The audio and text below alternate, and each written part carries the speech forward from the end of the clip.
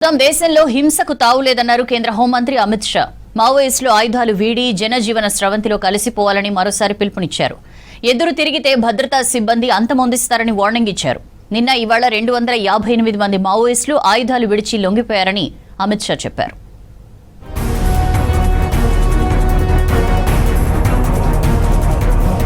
మావోయిస్టులకు వరుసగా భారీ ఎదురు దెబ్బలు తగులుతున్నాయి. తాజాగా 170 మంది మావోయిస్టులు ఛత్తీస్గఢ్ ప్రభుత్వం ఎదుట లొంగిపోయారు. ఇదే విషయాన్ని చెబుతూ కేంద్ర హోంశాఖ మంత్రి అమిత్ షా ఎక్స్ లో పోస్ట్ చేశారు. నిన్న ఛత్తీస్గఢ్ లో 27 మంది, మహారాష్ట్రలో 61 మంది జనజీవన స్రవంతిలోకి వచ్చారన్నారు. దీంతో 2 రోజుల వ్యవధిలో 258 మంది మావోయిస్టులు లొంగిపోయారన్న అమిత్ షా నక్సలిజంపై పోరులో ఇదో పెద్ద మైలురాయన్నారు.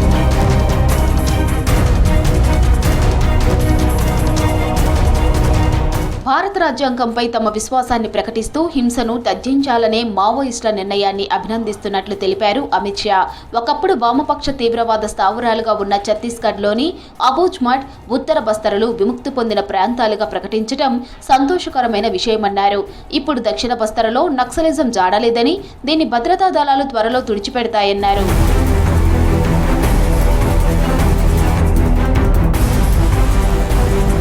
2026 మార్చి 31 వరకు దేశంలో మావోయిస్టులు లేకుండా చేస్తామని మరోసారి చెప్పారు అమిత్ షా. ప్రజాస్వామ్య దేశంలో హింసకు తావులేదన్నారు. మావోయిస్టులు లొంగిపోతామంటే స్వాగతిస్తామన్నారు. ఎదురు తిరిగితే భద్రతా బలగాలు అంతమొందిస్తాయన్నారు.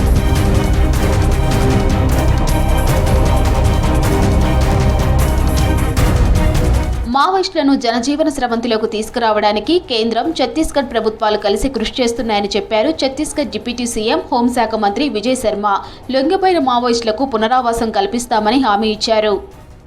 बस्तर में समग्रता के साथ मल्टी डायमेंशनल काम करके संस्कृति के क्षेत्र में काम, खेल के क्षेत्र में काम, technology based intelligence, human based intelligence और सेंट्रल एजेंसीज, आर्म फोर्स के जवान जितने हैं सबको मिला करके आप देखेंगे तो वो जो समय है जिस पर सशस्त्र नक्सलिज्म के समापन की बात कही गई थी, नियत समय में सारा काम पूरा होते हुए दिखेगा. మావోయిస్టు పార్టీకి దశాబ్దాల పాటు అత్యంత కీలక నేతగా వ్యవహరించిన మల్లోజుల వేణుగోపాలరావు నిన్న మహారాష్ట్ర ముఖ్యమంత్రి దేవేంద్ర ఫడ్నవీస్ ముందు లొంగిపోయారు. మల్లోజుల తలపై 6 కోట్ల రివార్డు ఉంది. మల్లోజులతో కలిసి 60 మంది మావోయిస్టులు ఆయుధాలను వదిలేశారు. మరోవైపు మావోయిస్టు మరో కీలక నేత తక్కళ్లపల్లి వాసుదేవరావు అలియాస్ ఆసన్ను కూడా ఛత్తీస్గఢ్ పోలీసులు ఎదుట లొంగిపోయినట్లు తెలుస్తోంది. ఆయన వెంట 150 మంది వరకు కేడర్ ఉన్నట్లు చెబుతున్నారు. జూబ్లీహిల్స్ ప్రజల సమస్యలు పరిష్కారం కావాలంటే ఉప ఎన్నికలో కాంగ్రెస్ గెలవాలన్నారు ఏఐసీసీ ఇన్ఛార్జ్ మీనాక్షి నటరాజన్. కార్యకర్తలు చివరి ఓటు పడే వరకు కష్టపడాలన్నారు. రాష్ట్రంలో బీఆర్ఎస్ శకం ముగిసిందన్నారు నేతలు. ప్రజలకు కావాల్సింది సెంటిమెంట్ కాదు, డెవలప్మెంట్ అని తెలిపారు. జూబ్లీహిల్స్ లో 2 నెలల్లో 40 కోట్ల అభివృద్ధి పనులు చేశామన్నారు నేతలు. ఇక రేపు నామినేషన్ వేయనున్నారు అభ్యర్థి Naveen Kumar Yadav.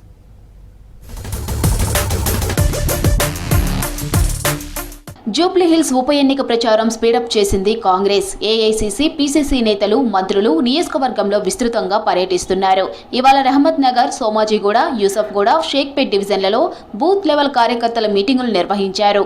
AICC incharge Meenakshi, PCC chief Mahesh Kumar, మంత్రులు వివేక్, పొన్నం పార్టీ నేతలతో సమావేశమై దిశానిర్దేశం చేశారు.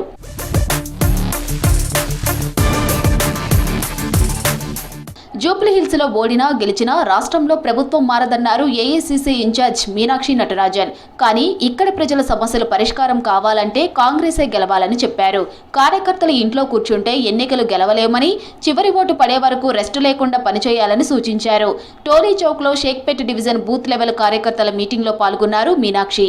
ఏ ఎన్నికల్లో గెలిచినా అది కార్యకర్తల కృషి ఫలితమేనని చెప్పారు. अगर हम प्रदेश में या देश में सरकार में आते हैं तो वो केवल और केवल हमारे पोलिंग बूथ के कार्यकर्ताओं के कारण आते हैं. हमारे यहाँ पर एआईसीसी के सेक्रेटरी भी हैं, हमारे मंत्री भी यहाँ उपस्थित हैं, सभी नेता हैं मंच पर. हम आपको केवल एक ही बात कहना चाहते हैं, आने वाले समय में जो अपने पोलिंग बूथ में कांग्रेस को जिताएंगे उनको डिस्ट्रिक्ट कांग्रेस कमेटी में मौका मिलेगा. రాష్ట్రంలో బీఆర్ఎస్ శకం ముగిసిందన్నారు PCC chief Mahesh Kumar. Jubilee Hills seat Congress ఖాతాలో పడటం ఖాయమన్నారు. 10 ఏళ్ల బీఆర్ఎస్ విధ్వంస పాలనను ప్రజలు మర్చిపోలేదని చెప్పారు. ప్రజలకు కావాల్సింది సెంటిమెంట్ కాదని అభివృద్ధి అని చెప్పారు. రేమత్ నగర్ లో బూత్ స్థాయిలో సన్నాహక సమావేశంలో పాల్గొన్నారు మహేష్ కుమార్. జూబ్లీహిల్స్ అభివృద్ధి చెందాలంటే నవీన్ యాదవ్ ను గెలిపించాలని పిలుపునిచ్చారు.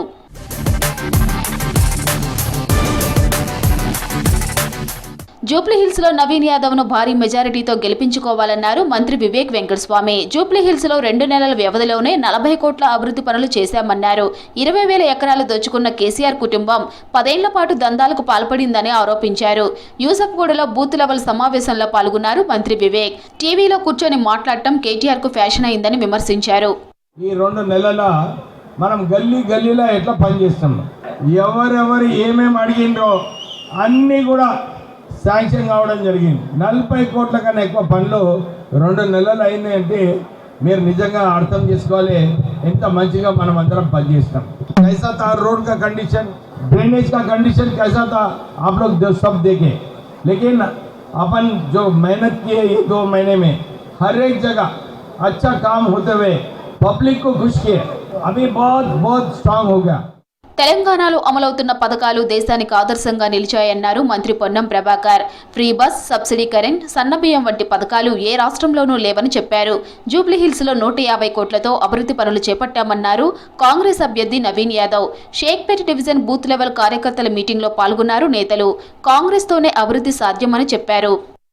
जुबली से जो शेखपेट का डिवीजन के बूथ का संभालने वाला कांग्रेस का फैमिली मेंबर है आप सब लोग, क्योंकि उम्मीदवार एक है, डिवीजन 7 है, 407 पोलिंग स्टेशन है.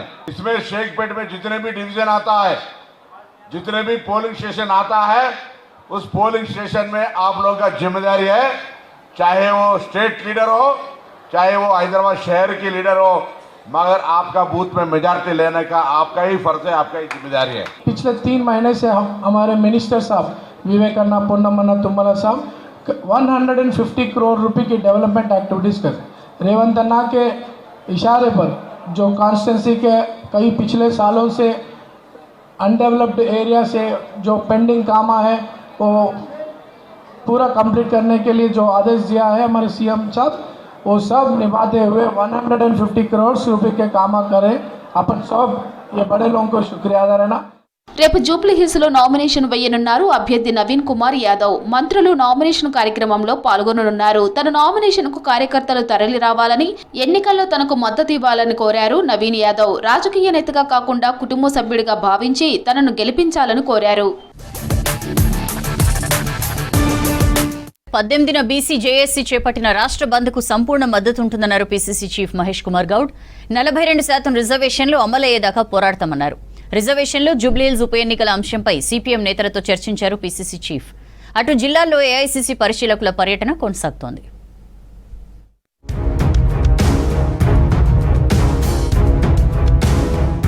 బీసీ రిజర్వేషన్ల విషయంలో వెనకడుగు వేసే ప్రసక్తే లేదన్నారు PCC chief Mahesh Kumar Goud. Kamareddy declaration కు కట్టుబడి ఉన్నామని, 42% రిజర్వేషన్లు అమలయ్యే వరకు న్యాయపరంగా పోరాడతామని చెప్పారు. రాజకీయాలు ఎన్నికల వరకేనని, రిజర్వేషన్ల విషయంలో అందరూ ఏకం కావాల్సిన అవసరం ఉందని చెప్పారు. గాంధీభవన్ లో బీసీ జేఏసీ నేతలతో సమావేశమయ్యారు మహేష్ కుమార్. 18న చేపట్టనున్న బీసీ బంద్ కు మద్దతు ప్రకటించారు. కాంగ్రెస్ పార్టీ మొదటి నుంచి 42% రిజర్వేషన్ ఓబీసీల కోసం కట్టుబడి ఉంది. ప్రజాక్షేత్రంలో ఈ యుద్ధం ముందుకు పోవాలి కాబట్టి 18న జేఏసీ కృష్ణన్న, శ్రీనివాస్ గౌడ్ తదితరులందరితో కూడినటువంటి జేఏసీ ఇచ్చిన పిలుపుకి కాంగ్రెస్ పార్టీ సంపూర్ణంగా మద్దతిస్తుంది. ఇది మా కమిట్మెంట్, మా ఎజెండా. ఈ ఎజెండా ఫుల్ఫిల్ కొరకు కాంగ్రెస్ పార్టీ శ్రేణులు, మా నాయకులు అందరూ కూడా బంద్లో పాల్గొంటారు, బంద్ను విజయవంతం చేస్తారు. ఆర్టీసీ క్రాస్ రోడ్ లో సిపిఎం కార్యాలయంలో ఆ పార్టీ నేతలతో భేటీ అయ్యారు PCC chief Mahesh Kumar. CPM రాష్ట్ర కార్యదర్శి జాన్ వెస్లీ ఇతర నేతలతో సమావేశమయ్యారు. జూబ్లీహిల్స్ ఉప ఎన్నిక, బీసీ రిజర్వేషన్లు సహా ఇతర అంశాలపై చర్చించారు.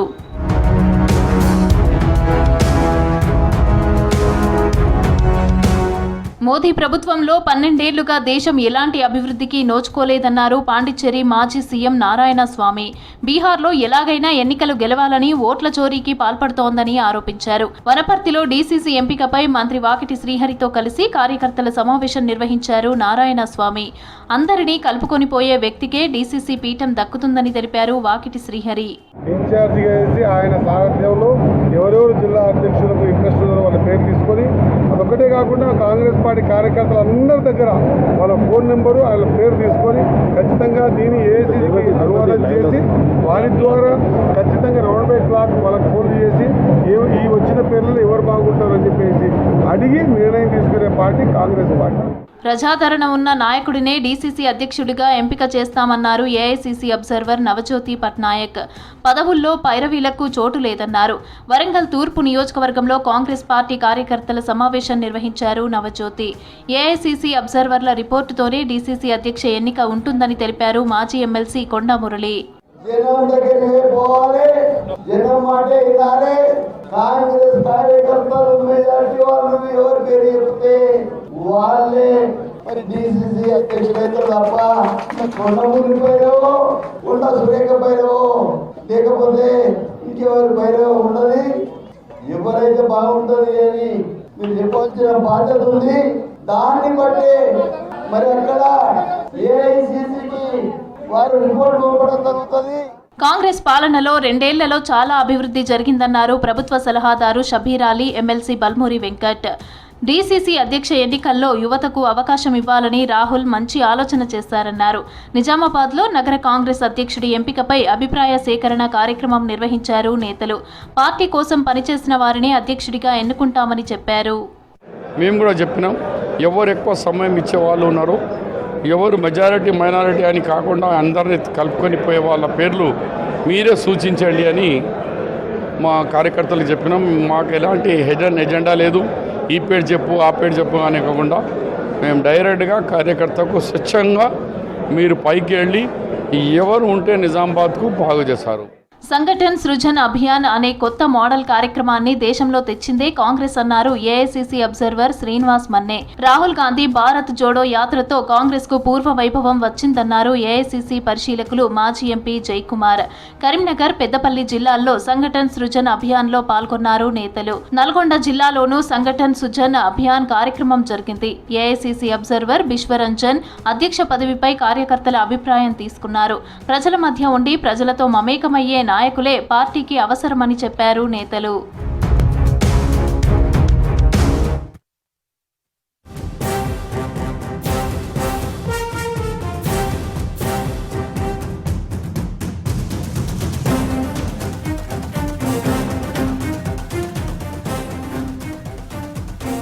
కుత్బుల్లాపూర్లో అగ్ని ప్రమాదం జరిగింది. పేట్ బషీరాబాద్ పిఎస్ పరిధి దూలపల్లిలోని చైనా బజార్లో మంటలు చెలరేగాయి. ఓ ప్లాస్టిక్ కవర్లు తయారు చేసే పాలిమర్ కంపెనీలో మంటలు ఎగిసిపడుతున్నాయి. స్థానికుల సమాచారంతో ఘటనా స్థలానికి చేరుకున్న ఫైర్ సిబ్బంది 2 ఫైర్ ఇంజిన్లతో మంటలు అదుపు చేస్తున్నారు.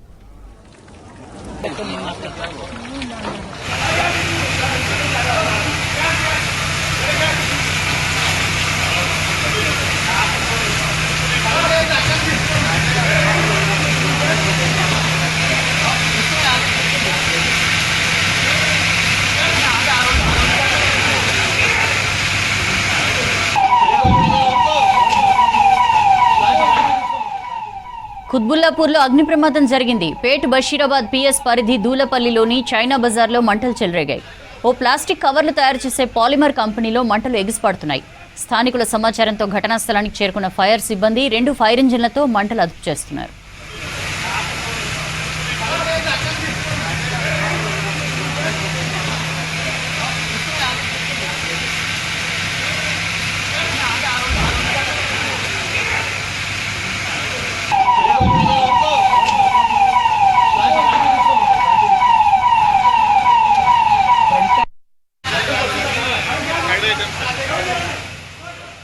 కుత్బుల్లాపూర్లో అగ్ని ప్రమాదం జరిగింది. పేట్ బషీరాబాద్ పిఎస్ పరిధి దూలపల్లిలోని చైనా బజార్లో మంటలు చెలరేగాయి.